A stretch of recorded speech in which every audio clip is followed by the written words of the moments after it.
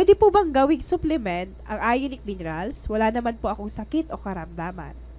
Actually, ang ionic po is a dietary supplement. It is a mineral supplement. So, you could use it. Actually, ang advice talaga namin, bawat Pilipino dapat mag-take ng ating ionic para ma-prevent, is more of prevention. Kasi, ang pangunahing sangkap niya is magnesium, and according to Dr. Caroline din, kung kulang kayo sa magnesium, you will have at least 65 medical conditions na usong-uso po ngayon.